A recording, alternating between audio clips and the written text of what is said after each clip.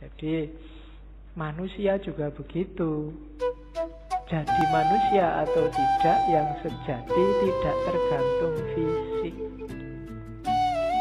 tapi tergantung dimensi batinnya. Kalau hanya fisik, maka Muhammad dan Abu Jahal itu ya sama-sama Arabnya, sama-sama punya jenggotnya, sama-sama pakai jubahnya, sama-sama pakai bahasa Arab, sama-sama takbir mungkin. Tapi yang membedakan apa? Ruhaniyahnya, batinnya. Maka kalau menilai, patokannya jangan luarnya.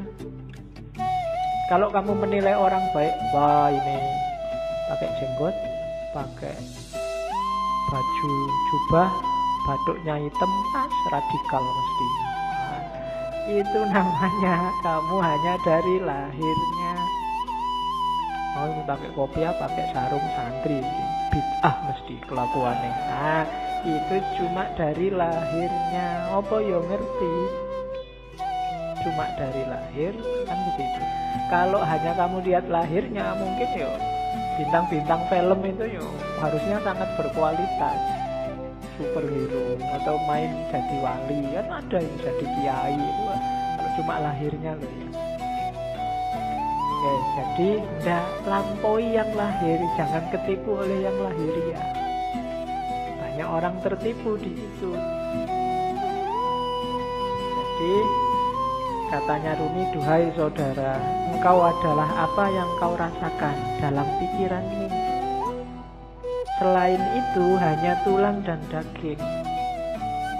Kalau kau anggap dirimu bunga, maka engkau adalah taman bunga.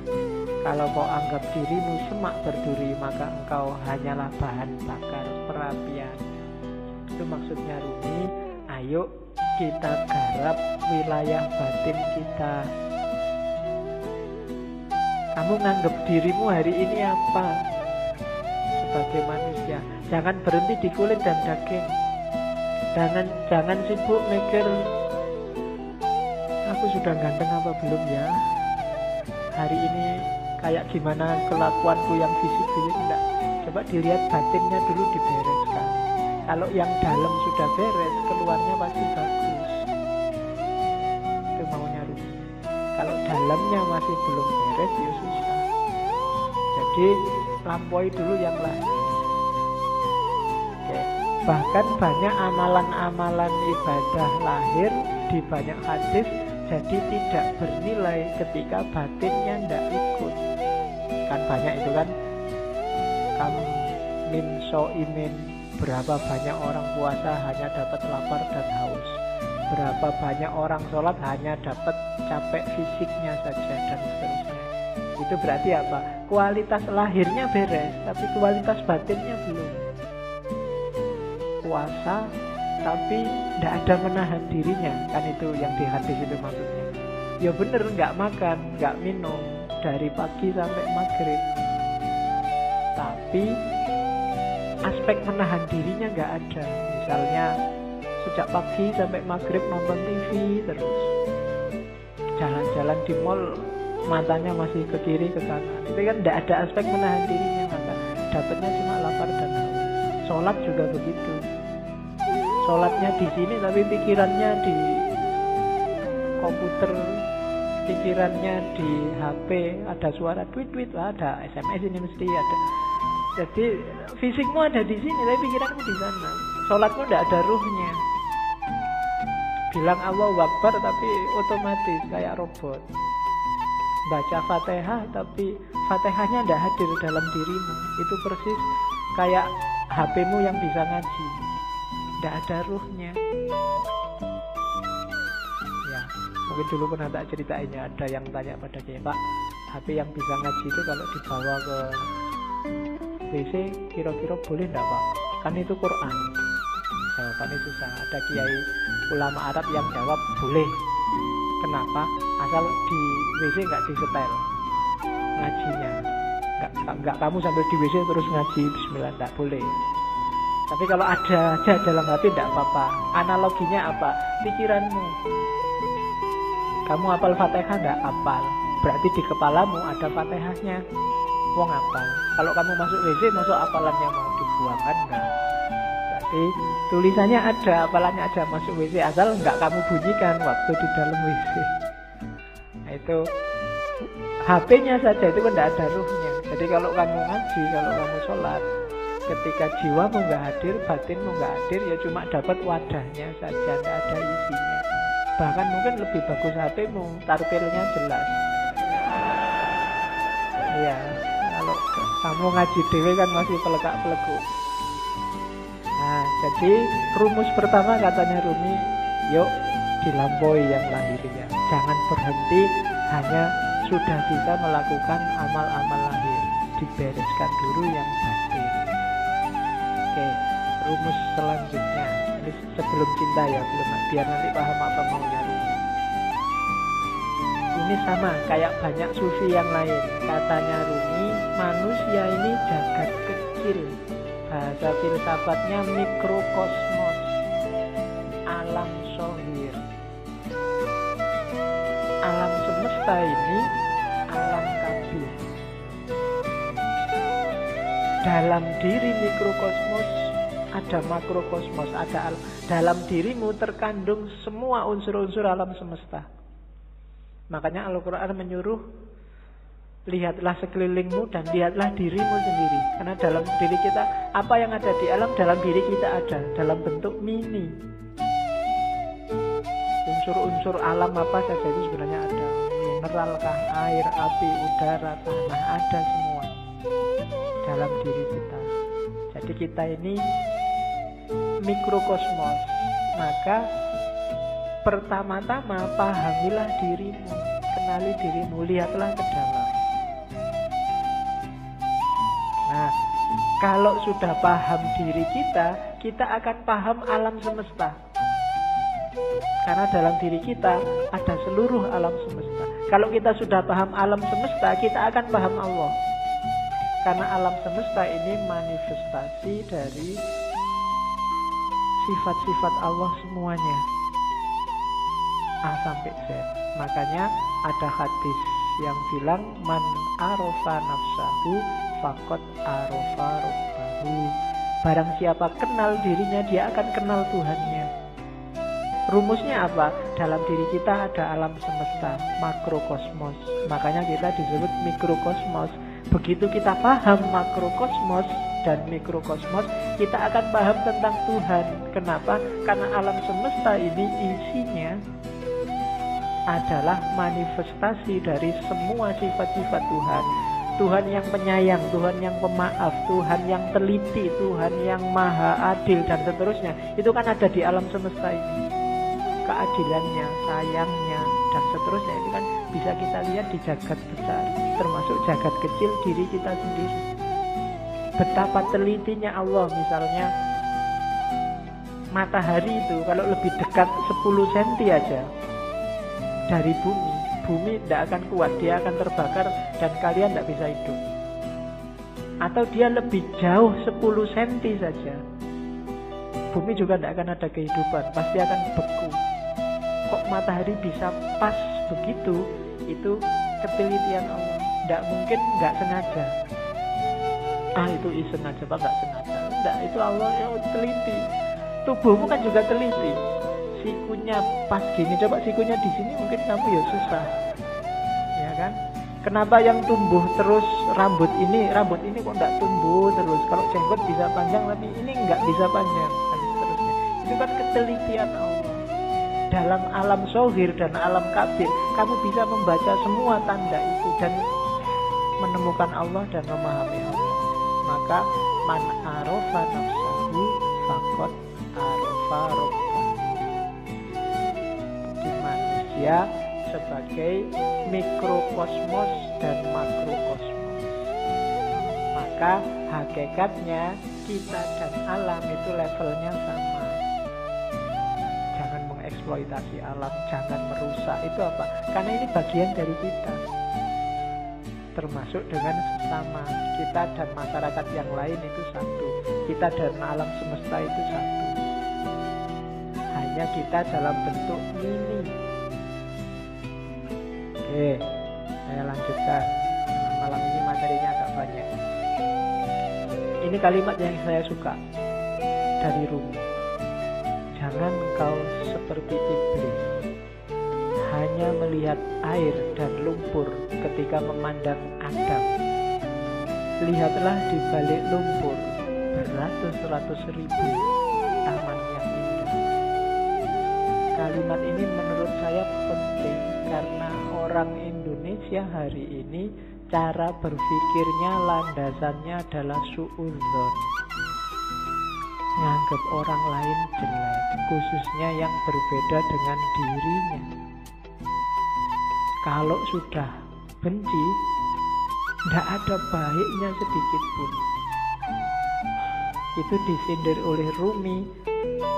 Orang kayak gini, kayak iblis yang melihat Adam hanya dari sisi air dan lumpurnya, tidak melihat bahwa siapapun itu kalau manusia di balik yang fisik yang kelihatan, mungkin yang kurang ajar, yang jahat, yang ada entitas ketuhanan.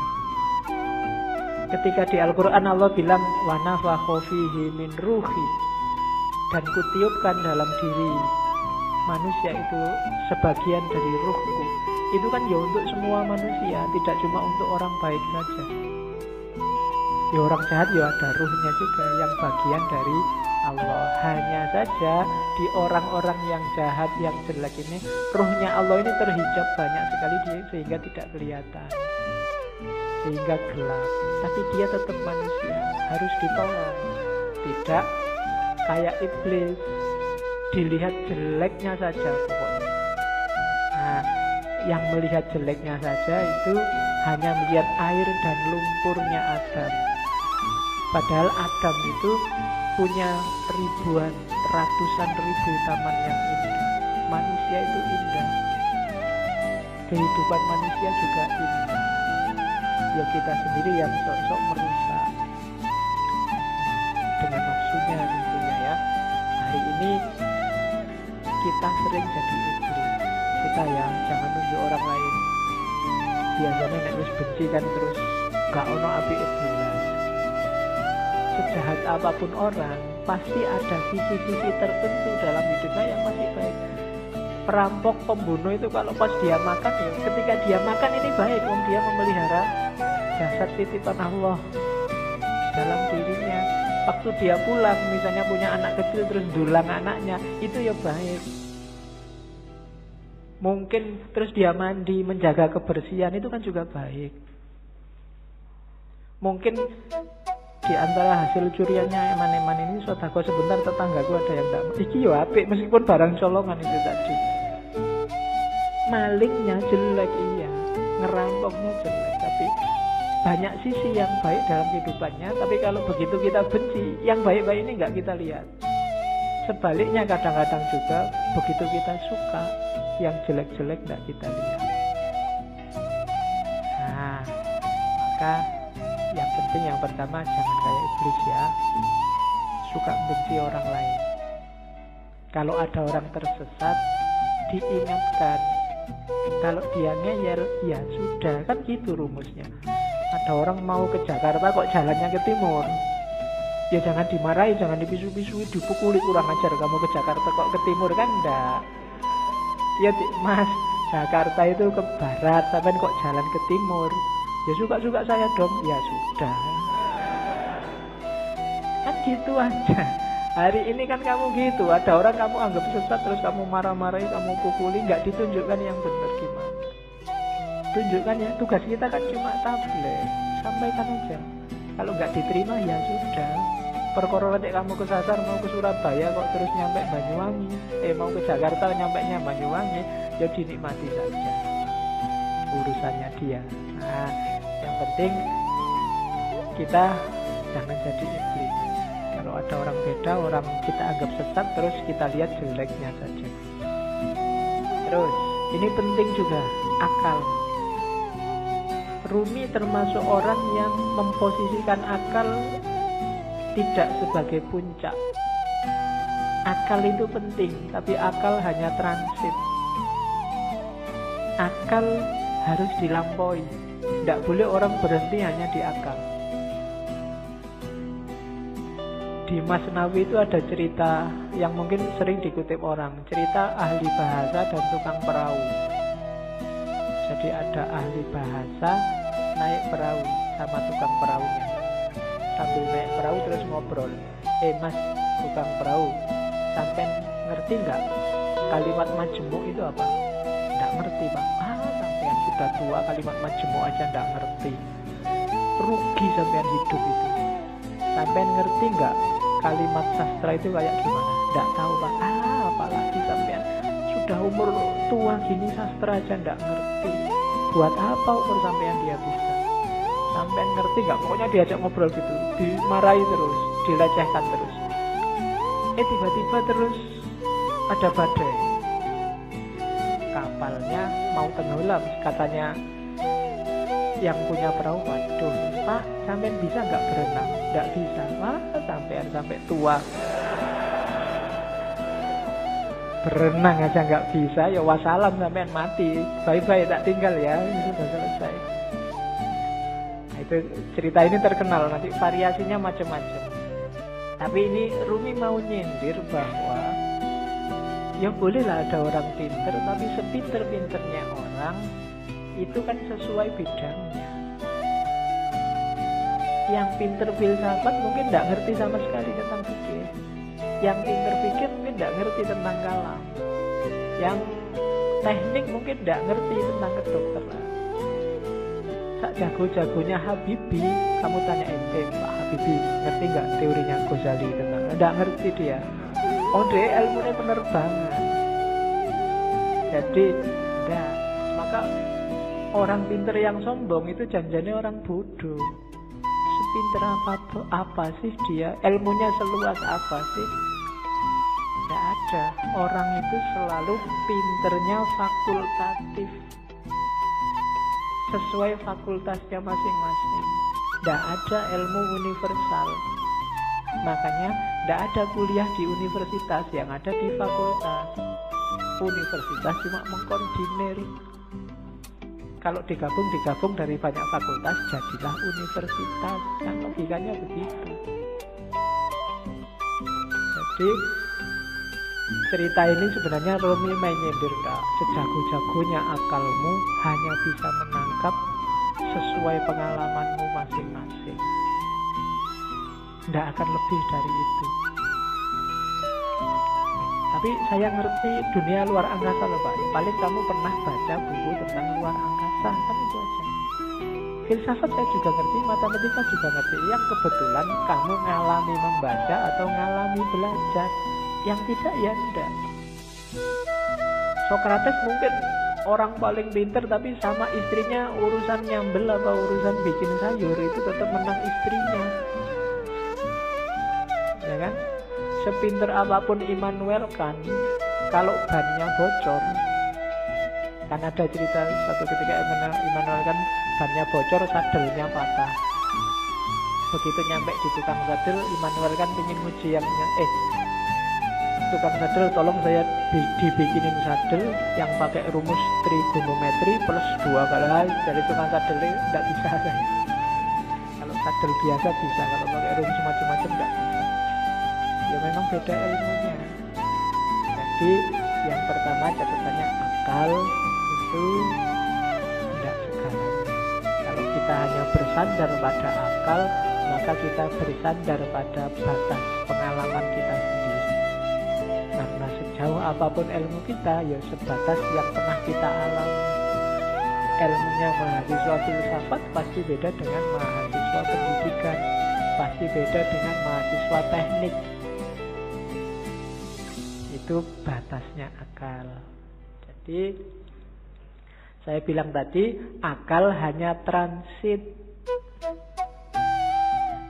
Katanya Rumi, akal jasmani, lahiriah ini harus sih, cuma dia bukan tujuan. Dia hanya alat transit kita untuk menggapai yang lebih dalam, lebih tinggi, wilayah ilahiyah.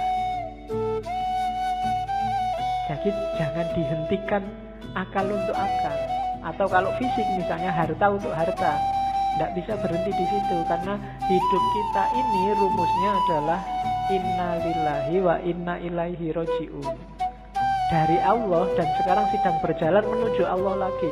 Maka apapun pengalaman, kalian punya apapun, ngerti ilmu apapun, punya harta apapun, punya kebisaan apapun, harus dalam rangka mendukung berjalan semakin dekat pada ilaihi roji'un. Termasuk akal. Kita dikasih Allah akal, panca indera, itu sebagai sangu untuk ilaihi roji'un. Jangan sampai tersesat. Bahkan Allah saking sayangnya sama kita, gak cuma itu, kita dikasih buku pedomannya langsung, namanya kitab suci. Gak itu juga, karena khawatirnya kita gak mau baca, kita dikasih nabi juga, dikasih rasul juga. Dalam rangka apa? Biar langkah kita ilaihi roji'un ini pas, gak keliru.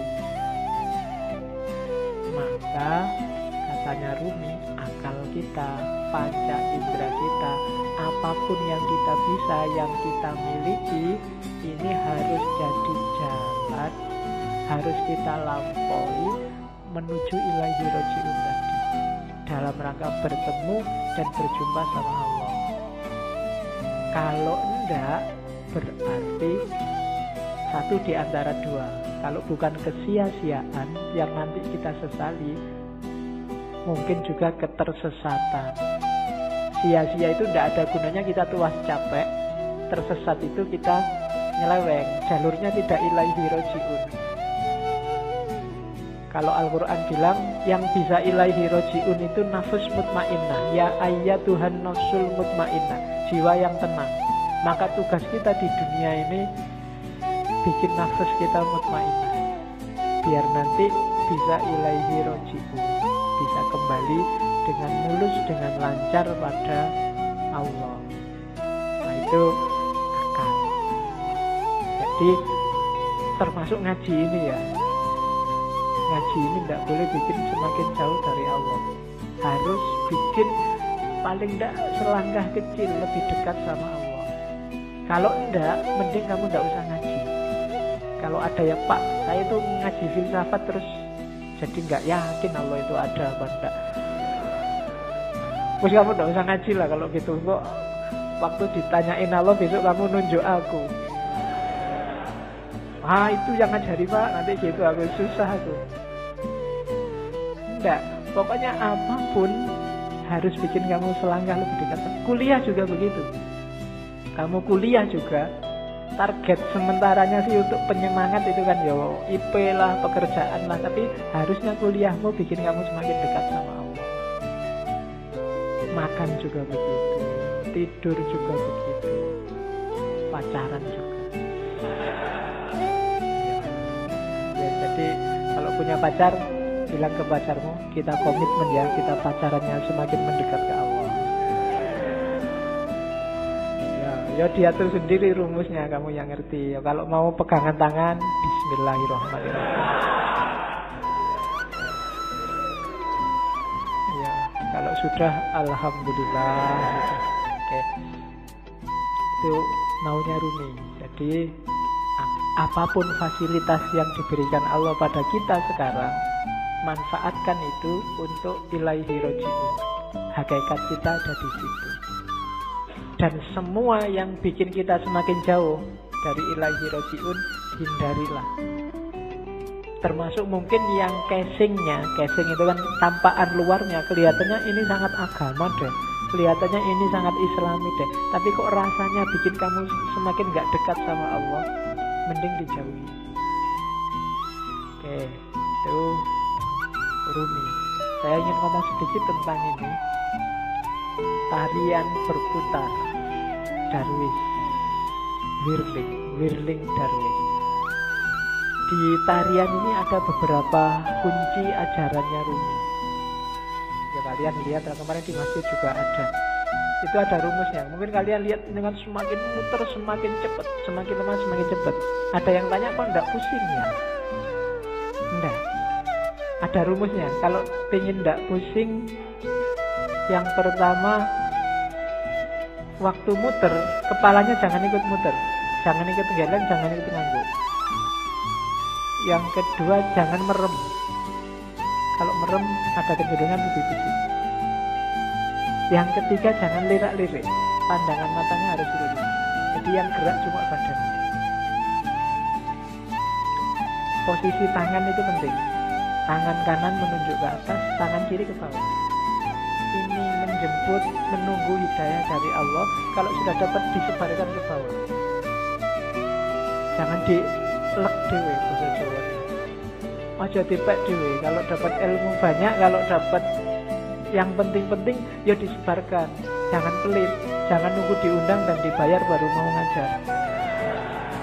Ya, wong ilmu kamu nggak beli. Saya selalu bilang ilmu itu bukan karena usaha kita, tapi dikasih Allah. Kalau belajar itu kewajiban kita, tapi dapat ilmu atau tidak itu terserah Allah. Makanya kadang-kadang ada mahasiswa kuliah kok ngantuk, jangan dimarahin. Mungkin memang belum rezekinya dapat ilmu dari dosennya. Jadi ini menjemput hidayah, yang ini menyebarkan.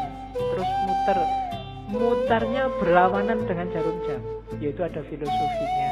Kayak tawaf itu kan berlawanan dengan jarum jam juga. Ya mungkin filosofinya kalau manut jarum jam itu berarti ikut ritmenya dunia, ikut ritme sehari-hari. Tapi yang spiritual itu ritmenya dibalik. Kita geraknya tidak mendatar tapi ke atas. Saya sering ngasih ilustrasi, kalau kamu sudah masang mur itu, kamu muternya kan harus berlawanan dari arah jarum jam, baru murnya lepas ke atas. Tapi begitu kamu searah jarum jam, murnya akan semakin mancep, semakin ke dalam. Maka tarian ini juga muternya berlawanan, biar ada energi vertikalnya, energi ke atasnya. Itu diantara rahasianya. Ada topinya. Topi ini kalau di Rumi, topi yang tinggi itu isyarat dari kuburan, makam, nisan. Maksudnya apa? Kuburan dari ego, kuburan dari nafsu, hasrat duniawi. Itu kan topi yang tidak keren sama sekali. Karena memang simbol dari nisan, simbol dari kuburan. Kamu jalan-jalan di mall pakai itu mesti dilihat banyak orang. Tidak keren, karena memang simbolnya bukan simbol untuk keren-kerenan, dia simbol dari ego. Terus baju putih itu ya ego yang sudah kamu kubur dalam dirimu, sekarang kasihlah yang putih, ditutupi oleh cahaya amal baik, kesucian. Nanti kalau pertunjukan biasanya ada fase ketika yang di tengah pakai jubah hitam, jubah hitamnya dibuang. Nah, itu berarti membuang semua yang hitam-hitam, yang jelek-jelek, untuk lahir sendiri jadi putih. Terus nanti ada gerakan kayak orang kedinginan itu. Nah, ini gerakan menyatu, angka 1, tauhid, dan seterusnya. Itu wawasan kecil aja. Jadi kamu jangan heran kalau ada jenis tari semacam itu ada makna spiritualnya. Nari saja tanpa makna ya eman-eman.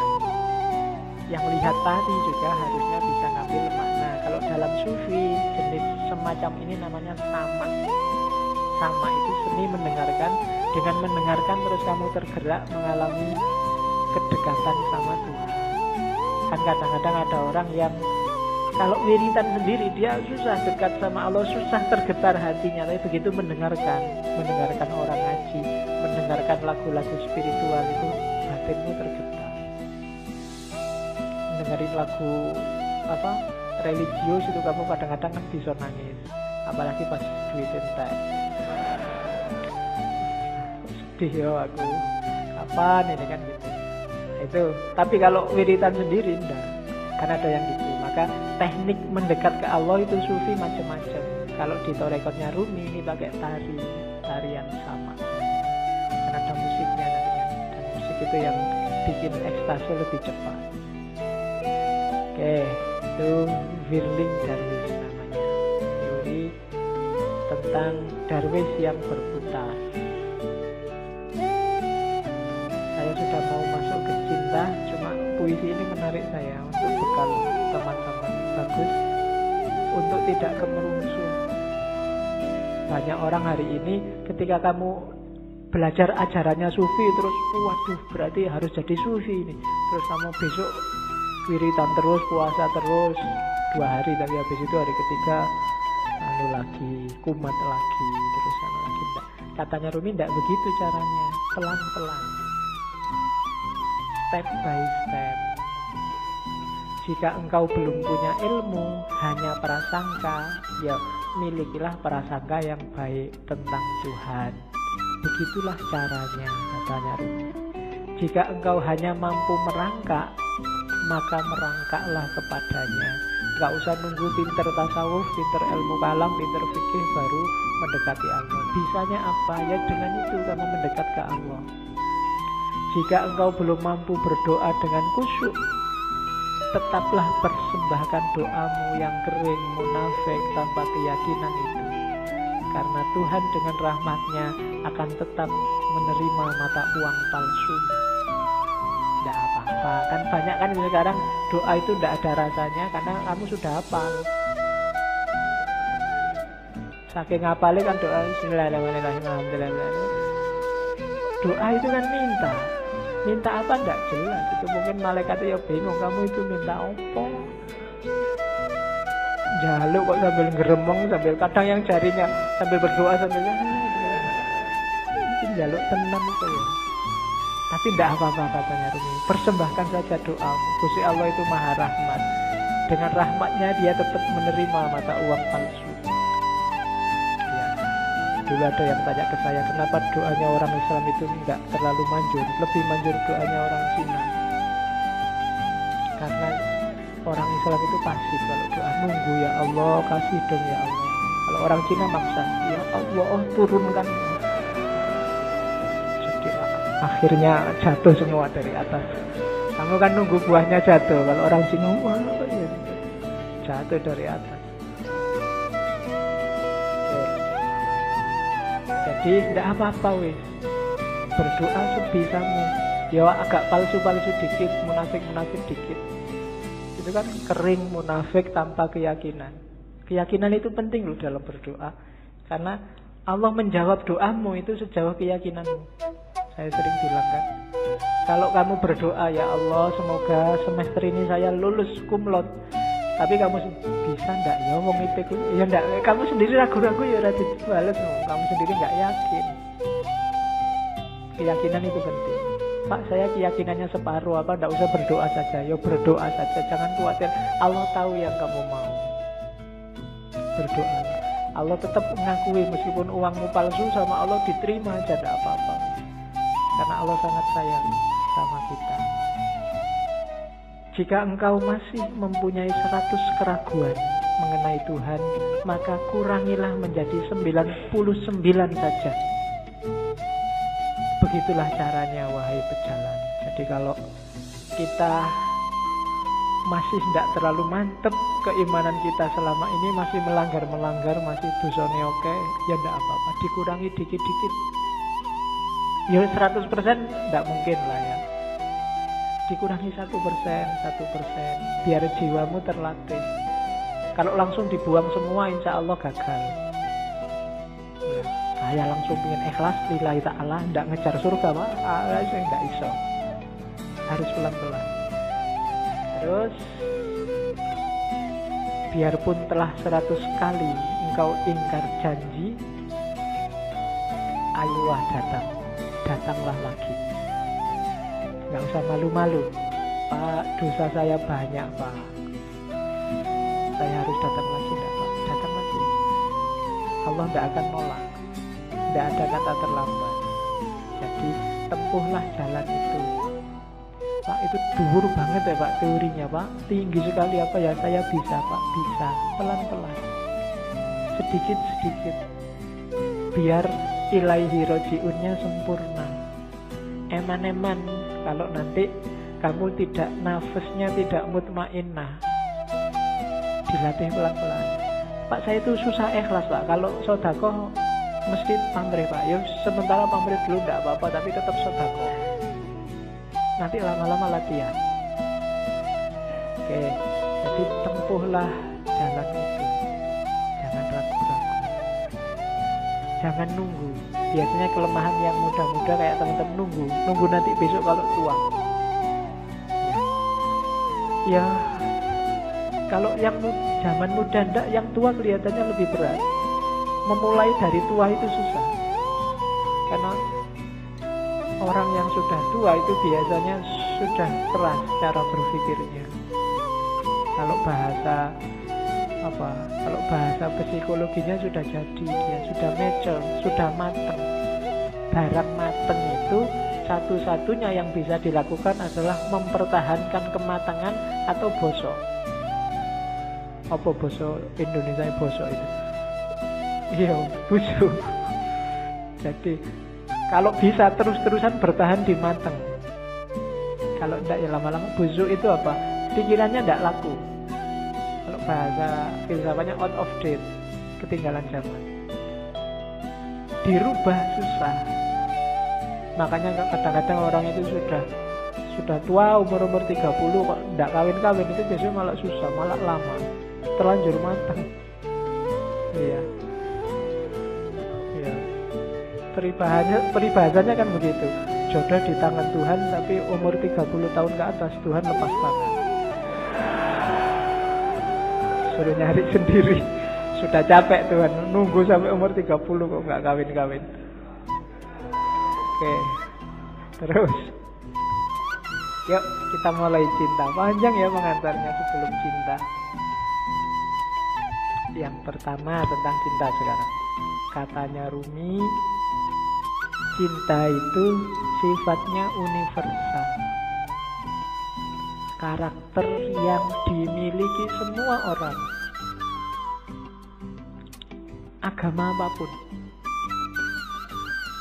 Dari budaya apapun.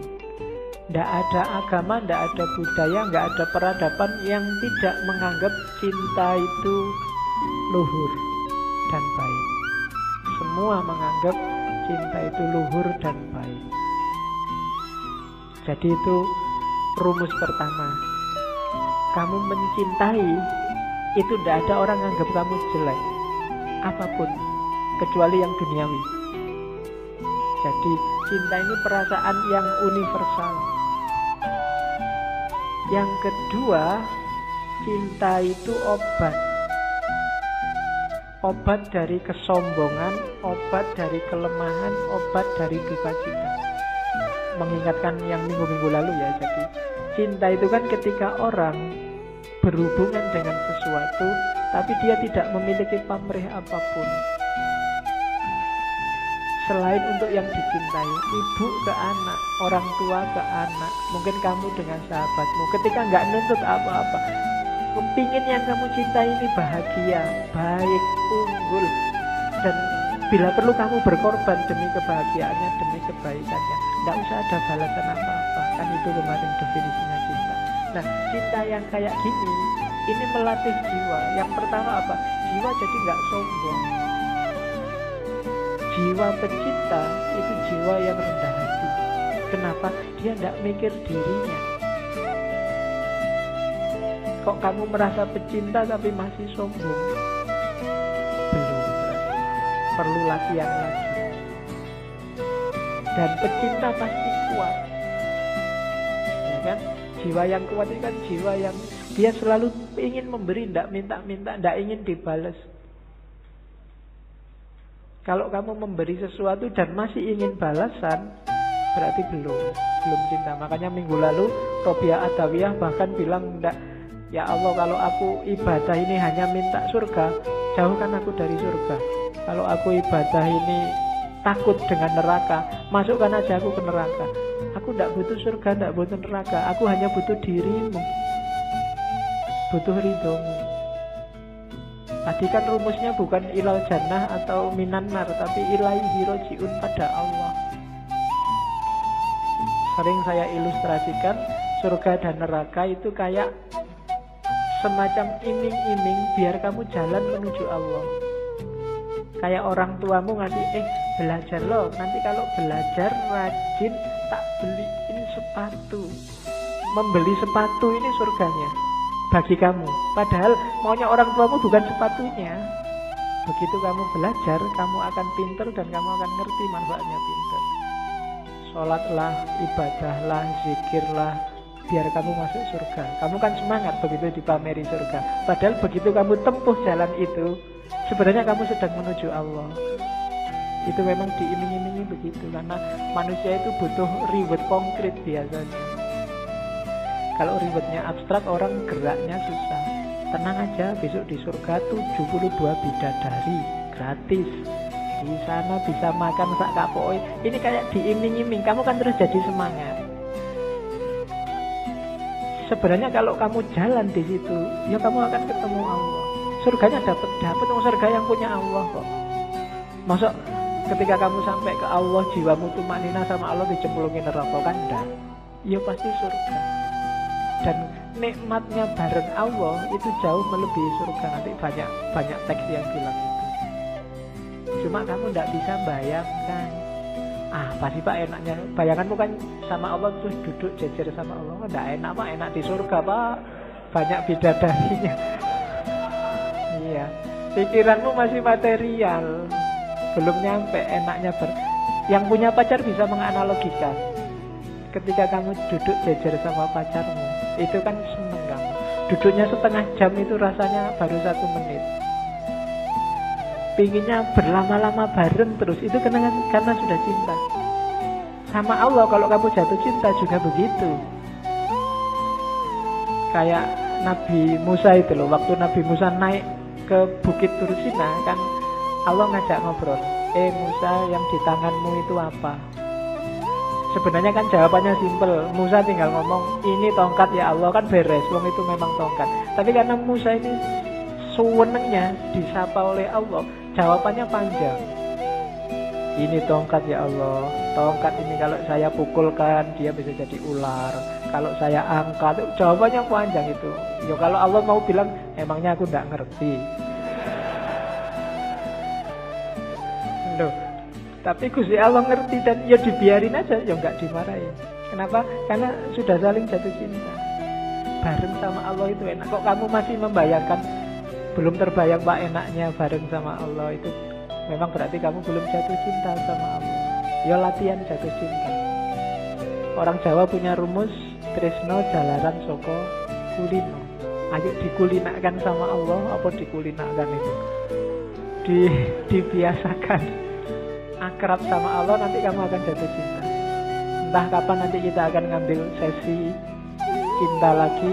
Saya ingin ngangkat Ghazali. Ghazali konsepnya lebih konkret, jalan untuk mencintai Allah.